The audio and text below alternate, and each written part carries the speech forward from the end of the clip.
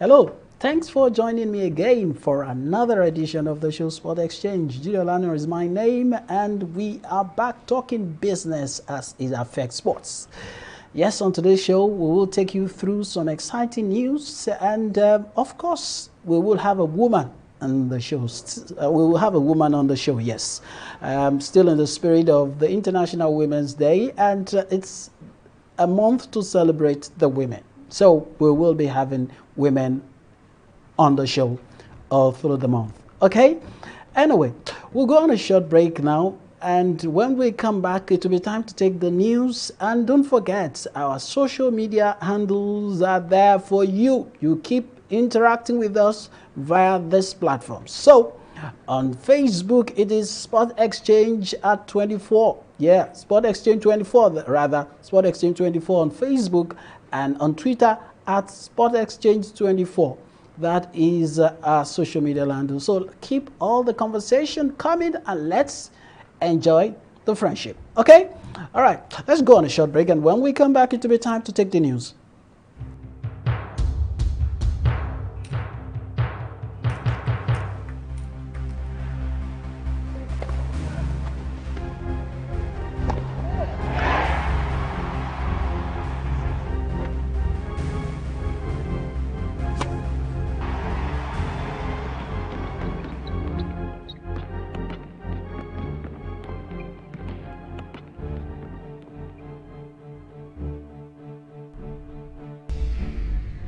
Fantastically finished.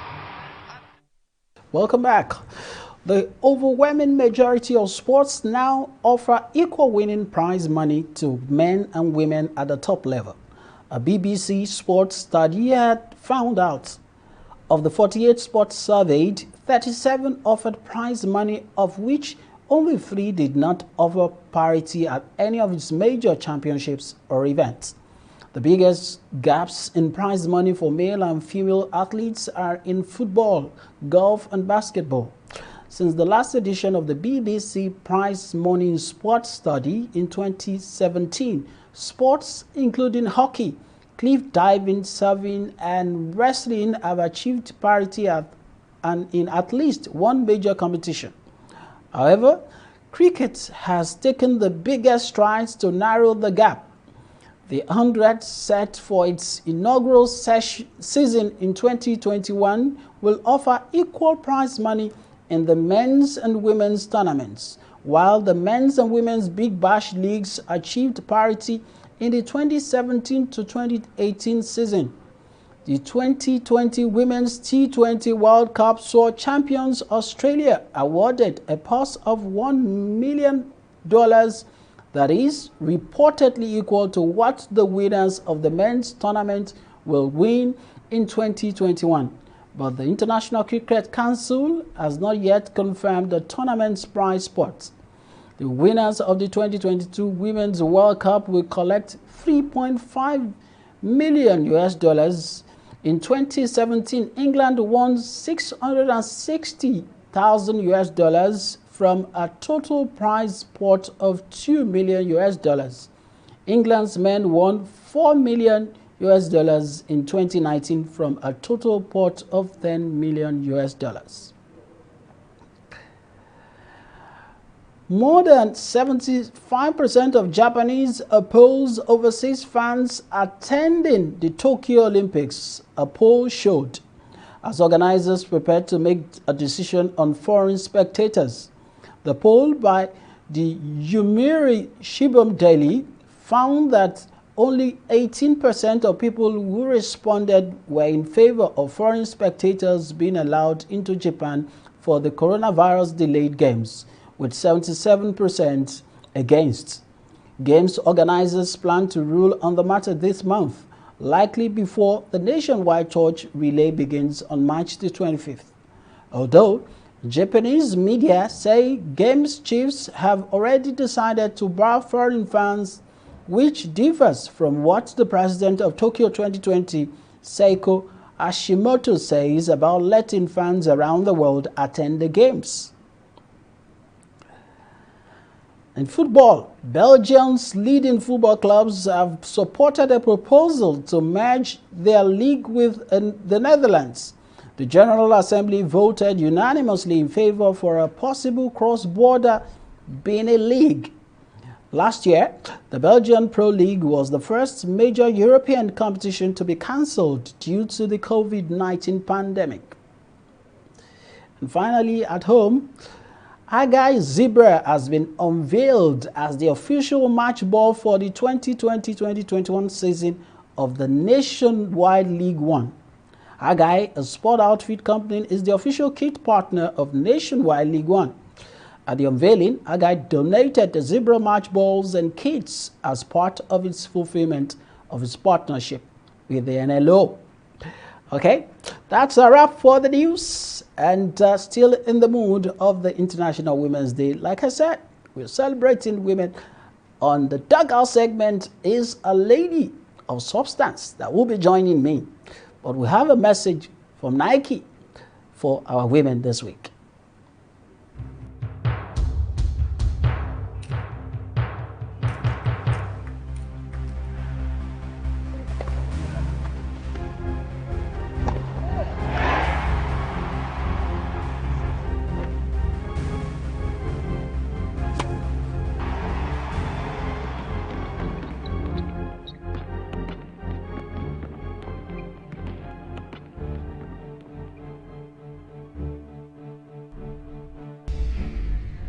Fantastically finished.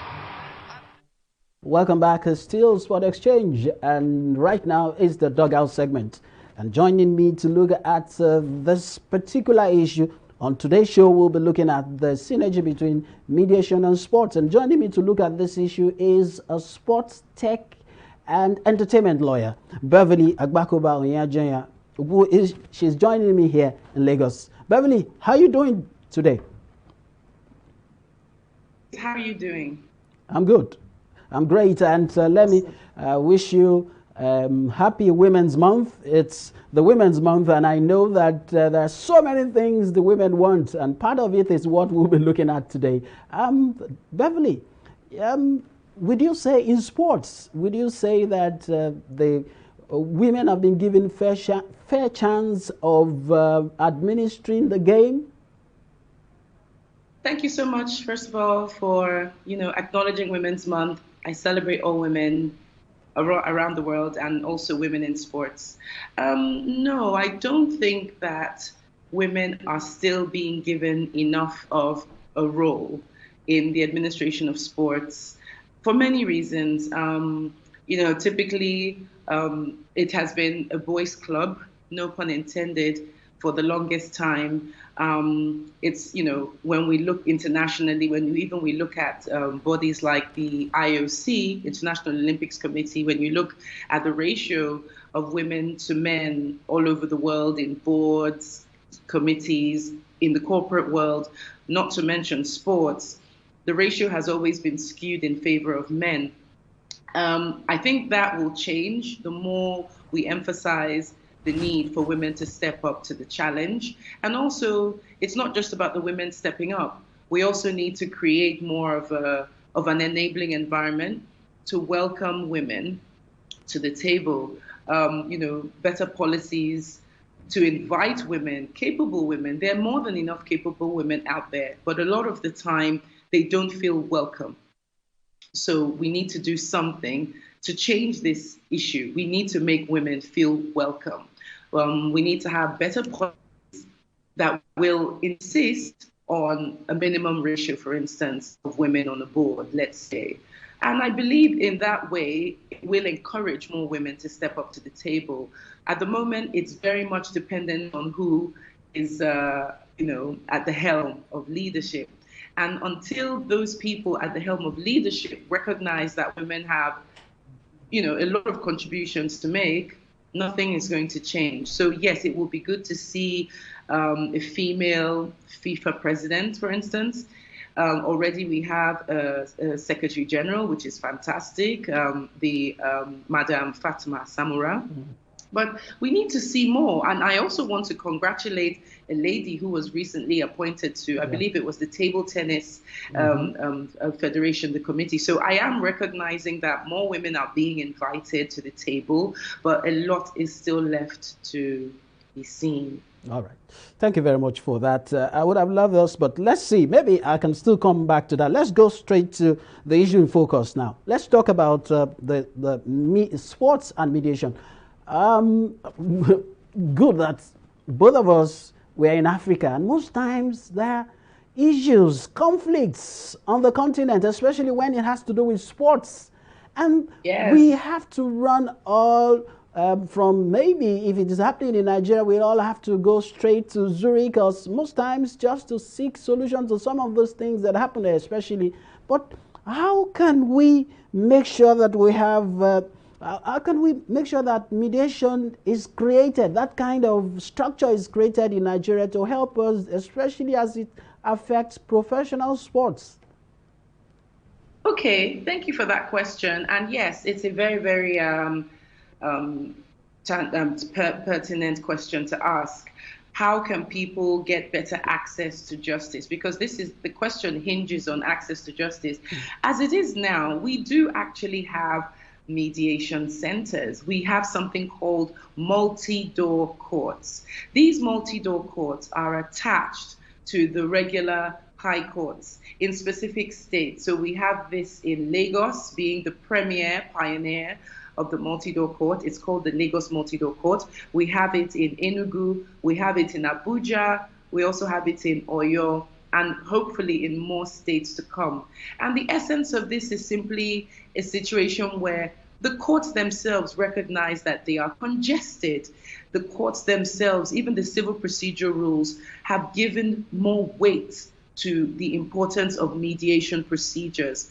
Case management procedures acknowledge the necessity of having these pre-trial meetings where there's an opportunity for parties who are involved in a dispute to come together in an informal setting, but recognized by a formal structure, that whatever you decide and agree on can be acknowledged also by the court system. So what we are trying to do now is integrate sports into that already existing structure. So mediation exists. It's existed in fact, Nigeria is actually a leader when it comes to ADR in Africa. We do have the premier Lagos Court of Arbitration as well.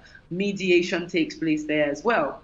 I'm a registered neutral at both of these centers. But what I am trying to do is I am trying to campaign for the recognition of sports mediation as a unique area that should be integrated into the mediation practice. So mediation right now recognizes commercial, it recognizes banking, it recognizes family disputes, it recognizes tenancy, land matters, but it has failed to recognize sports as a subset of commercial matters. Sport, as you know, is business. Sport is not just charity or pure recreation. Sport is a business industry in itself. It's a subsector. So we need to acknowledge, especially now as we have more infrastructure developments going on. I'm sure you are all too aware of all the infrastructure coming up, not just by the public sector, but private. So these assets need to be protected.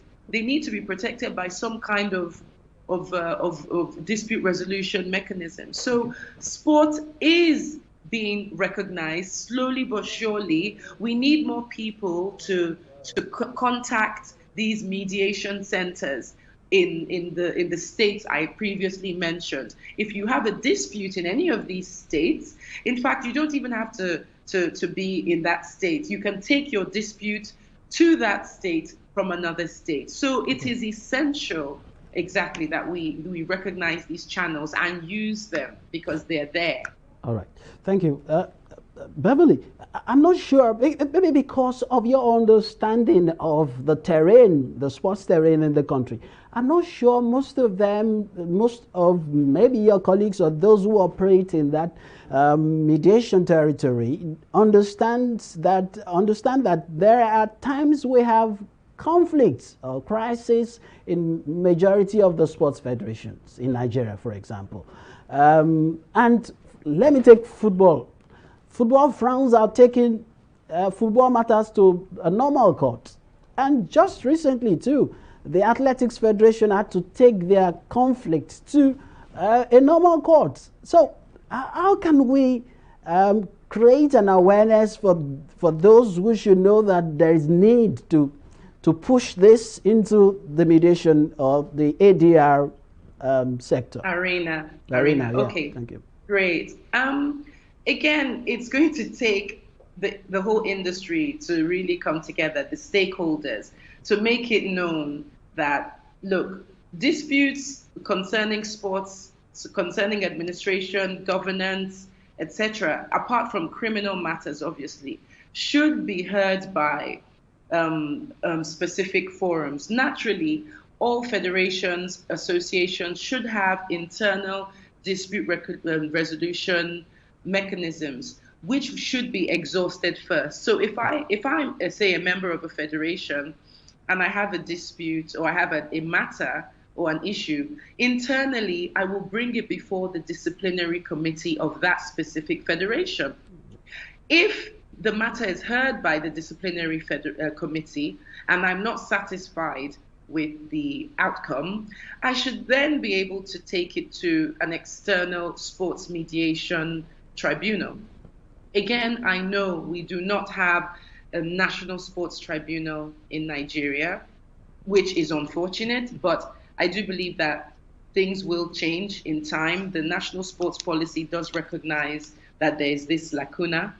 So in the meantime, the sports mediation centers can help. These are centers, like I said previously, that are manned with experts in sports. I'm even one of them. I'll say it here. I'm one of them. So we should not be taking sports administrative or disciplinary issues to a normal court. The judges will not have, they just don't have the training to deal with the specific issues and technical issues that arise from sports. Sports is a regulated industry. It comes with its own set of nuances and technicalities, which, with all due respect to my lords, they may just not be aware of. So what better than to take those issues to a sports mediation panel that can hear the matter and adjudicate properly. Our brothers and sisters in Kenya, in Egypt, these are other African countries, already have national sports tribunals where people who are well versed in sports matters, the technical side as well as the commercial side, hear matters on a weekly basis. They're saving resources, they're saving time, they're saving money, and the sports industry of those two nations are better for it. So I do believe that when we finally have our sports tribunal, the country will be far better for it. There will be less uncertainty, there will be less rivalry, factions created, election petitions. All these things will hopefully be reduced or at least mitigated by the presence of a specialist set of adjudicators or mediators or arbitrators that can hear such matters. So please, I want to appeal to the public. Don't take your matters to a conventional court. Seek help from the multi-door courts or the Lagos Court of Arbitration. They are already there and can help. Yeah, I think right now I must request, or should I say make a request from you and other of your colleagues who are doing something in this line. How can we strengthen the internal conflict resolution in most of this federation too? Because most times the house cannot even hold when this crisis starts. Again, this is a governance issue. It goes back to governance. Again, with all due respect to the federations and associations, I really feel that it's time to go back to the drawing board. It's time to review the structures at all of these various federations. Do they even have the right policies in place? You know, like I said, sports is not just about passion. We have a tendency to put passion ahead of technical expertise. We have a tendency to put passion ahead of doing things the right way. Passion is great, but it's not enough to change the game around, so to speak. We need to have proper governance structures, the right leaders in place, and doing the right things. We need to create the right committees. You know, so it's all about reviewing the way these federations are being run in the first place. We can look to other jurisdictions that are thriving to see how they are doing it. There's no harm in that. So it's a combination of, you know, we need to really we need to get ready to do the hard work. It's not enough to just put the right people there. When those people leave, you end up starting all the way from the beginning. How do we create sustainable structures that don't change depending on the people that are put in there? So I say it's reviewing the governance, regulatory, and compliance frameworks. Sports itself has its own specific set of frameworks that need to be looked into. If it's a non-profit, what kind of framework is appropriate for a non-profit? If it's a federation, what kind of frameworks are appropriate? Are the right people also put in place? Are the right committees set up, you know, to look into the way the federations are being run? When all these things are put in place, when there's policies, processes, and people, I always call it the 3 Ps: policies, processes, and people. When you invest in these three, it will vastly improve and turn around, you know, the inefficiencies that exist in these federations, and such that the complaints will reduce. The problems and challenges may not reduce, but at least we'll have a better way of dealing with them. There'll be better escalation upwards. But right now, there's no transparency. No one really knows what's going on in each federation. So, yeah, these are some helpful tips that the federations can deploy. And also, it's about deploying the right people. You need experts to work with, to help you, because you can't do everything yourself. Sometimes you really need to call on external parties to help fix things internally. So that's kind of the advice I would give. All right. Okay, before I let you go, finally now we need to take action. Okay. Yes. So if you to, what do you advise? You are from the part of the media. You are from the legal angle. How can we work together to make sure that we start putting structures to some of those things now going forward? Again, it really depends on the will. Everything begins with making the right decisions. If the people, you see, also, I know that there's a funding issue. A lot of the federations complain that they're underfunded. How do we make these federations more financially buoyant? How can they do their jobs and not have to, you know, sacrifice or, you know, skimp on having the right people? Because at the end of the day, the people need to be paid. If you're going to get the best of the best to come in and, you know, get the work done and change things, they need to get paid. But I know in Nigeria, one of the big complaints is, there's no money. There's no money. So we really need to look at the funding. I mean, it might go well beyond just us. It really is going to require a public-private sort of stakeholder session. If the people in government recognize that there is a deadlock, a sort of a lock somewhere where money is not flowing adequately, what can be done to release much needed funds, to even get decent websites for these federations? Because there's so much that's wrong, you know. Many of them don't have the rights. websites. Many of them can't communicate with the public. They can't communicate with their stakeholders. A few of these federations are making an effort to change and revamp, but it's few and far in between.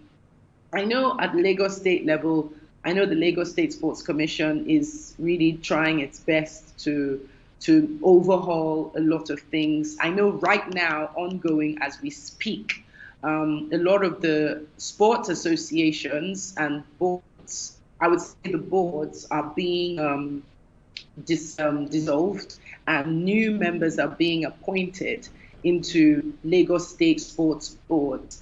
And I know that in one or two of those boards, they are focused on putting the right people in. So really, it begins with the will.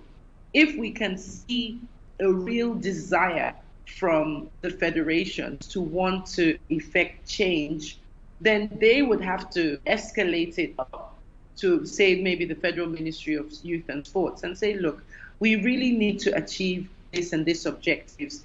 We have short-term objectives and we have long-term objectives. We need resources to be able to carry out our mandate. It begins there. You see, if we don't hold these regulatory bodies, if we don't hold our ministries, if we don't hold our government accountable, nothing will change.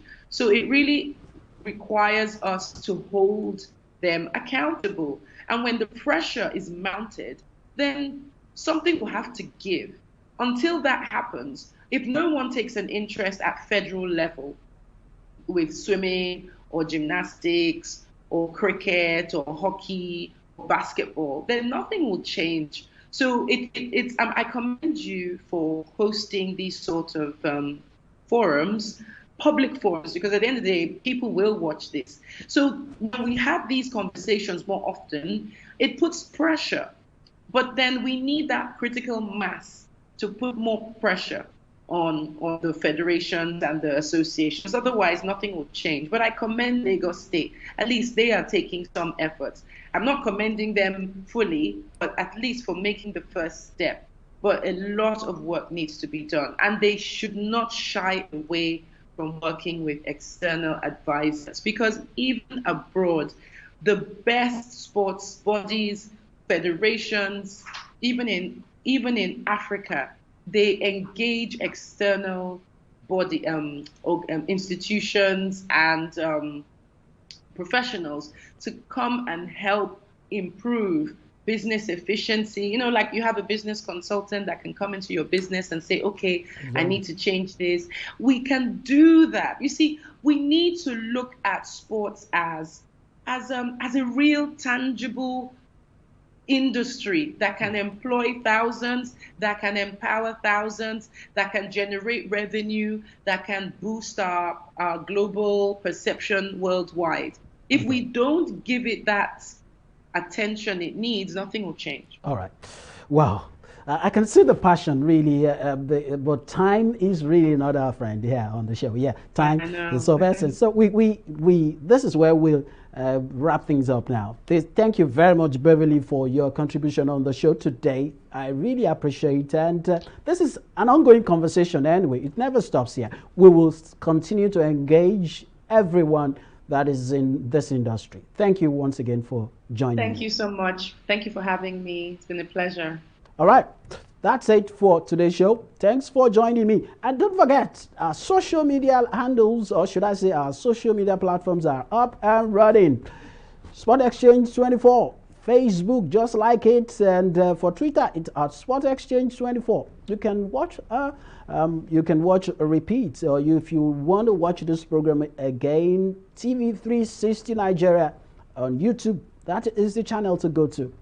Until I come your way next week, until I have another special woman in the house again while we celebrate the Women's Month, it is adios from me.